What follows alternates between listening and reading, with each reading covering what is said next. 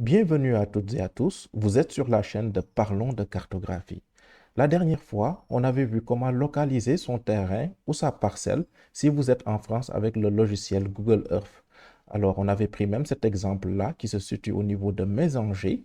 Alors, vente de terrain de 310 mètres carrés à Mésanger. Et comme vous le voyez, il s'agit d'un plan et à côté, il y a un tableau de coordonnées qui nous renseigne sur les différents points, les points A, B, C, etc. Et c'est ce que nous voyons ici sur le tableau de coordonnées avec bien sûr les coordonnées X et Y. Et on avait vu bien sûr comment convertir ces coordonnées-là pour ensuite les afficher sur Google Earth. Et comme vous le voyez sur le tableau de coordonnées, le système de coordonnées qui est utilisé, c'est le RGF 93. Donc, c'est ce qu'on utilise en France. Bien sûr, avec ici, on a bien précisé même projection CC 47. Et on avait vu manuellement à travers ce site-là, voilà, qui est MyGeodata Cloud, voilà, mygeodata.cloud. Alors, à travers ce site-là, comment convertir ces coordonnées. Et la dernière fois, on l'avait fait, bien sûr, de façon manuelle. Alors aujourd'hui, on va essayer de le faire d'une manière automatique. Et c'est vrai qu'aujourd'hui, vous n'avez que 10 données en entrée, mais peut-être que vous pourriez avoir 4000 données, 10 000 données en entrée, et alors il vous faudra automatiser les tâches. Donc ce que j'ai fait, j'ai tout enregistré dans un fichier CSV, et c'est ce qui est là.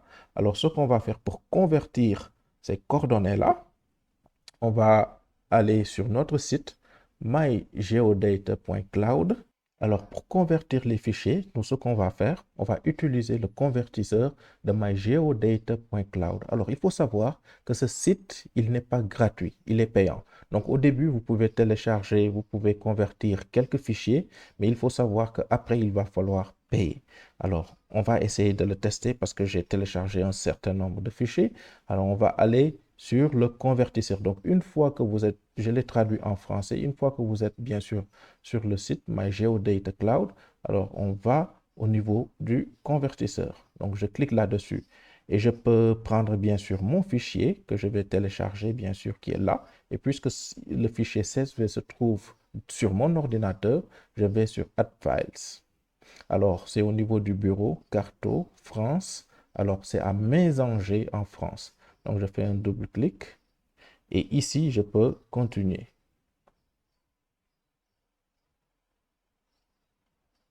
Voilà, on voit que le site, bien sûr, a chargé mes données.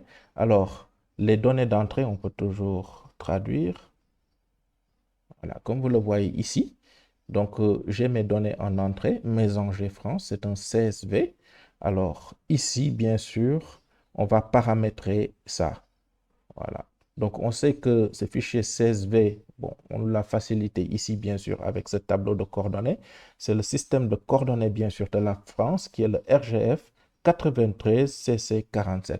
Alors, nous aussi, on va faire la même chose. On va saisir ici RGF 93. Donc, comme vous le voyez, c'est là RGF 93 CC47. Voilà. Normalement, il est là. Donc, ce sera la même chose que vous ferez si vous êtes au Gabon. Tout dernièrement, il y a un abonné qui m'a posé la question, mais comment je fais si si je suis au Gabon pour convertir ces données-là? Alors, tu peux utiliser la même technique avec ce site-là, venir ici et taper juste Gabon pour le système de référence en entrée. Donc, Gabon.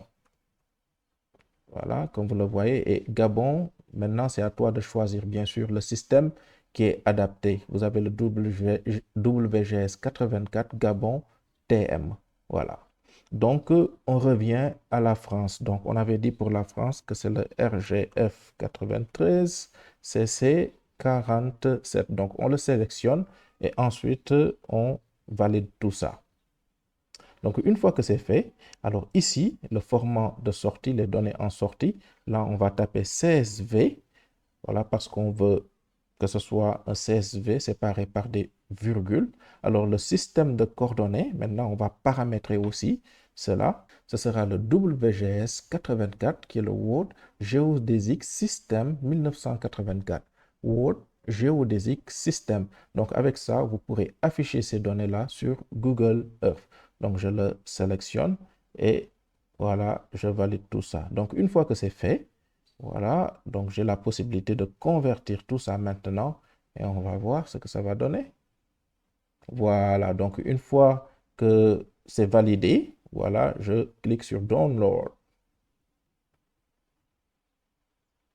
Et vous voyez que, voilà, il y a un dossier qui est là, donc c'est un dossier zip. Alors, je peux dézipper ça. Ce que je vais faire, je vais cliquer sur cette flèche-là.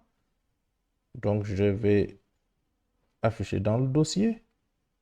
Voilà, au niveau des téléchargements, je peux faire un copier-coller. Donc, j'aime bien être organisé en général. Alors, je vais au niveau du bureau, c'est au niveau de Carto, c'est au niveau du dossier France. Alors, je vais coller ça là. Ensuite, je fais un clic droit. Alors, je vais tout extraire. Voilà, extraire tout.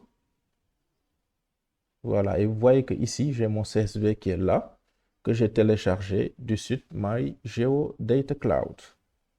Voilà, le CSV, il est là avec les coordonnées X et Y, bien sûr. Voilà.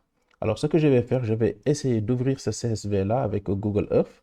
Donc, dans une précédente vidéo, je vous ai montré comment ouvrir des CSV sur ou bien avec Google Earth. Donc, si vous ne l'avez pas encore regardé, voilà, j'affiche ici le lien, mais vous pouvez aussi regarder cette vidéo-là directement pour connaître comment ouvrir un fichier CSV. Alors, une fois qu'on a ouvert Google Earth Pro, vous allez sur Fichier. Si vous ne savez pas aussi comment télécharger le logiciel, j'ai aussi fait une vidéo pour savoir comment télécharger le logiciel Google Earth et l'installer. Donc, ça va apparaître ici à droite.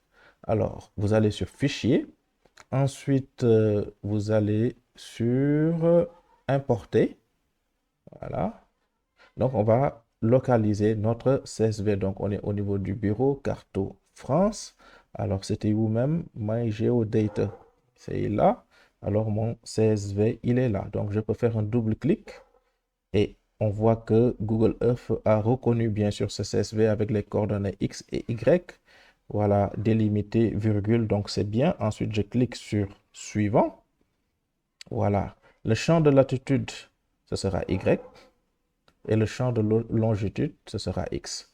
Donc, on clique aussi sur Suivant. Une fois que c'est fait, là, pas besoin de toucher à quelque chose. Ensuite, on clique sur Terminer. Voulez-vous appliquer un modèle aux éléments que vous avez intégrés? On ne va pas appliquer de modèle, mais vous pouvez essayer.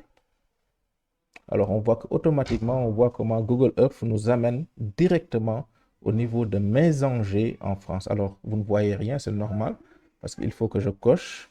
Voilà, tout ça, et vous voyez que Google Earth, voilà, me localise directement ce point, cette parcelle au niveau de Mésanger. Je peux cliquer sur ce menu déroulant et vous allez voir que vous allez voir les différents points, n'est-ce pas? Si je clique même sur ce point-là, vous verrez que ce point-là, c'est le point A.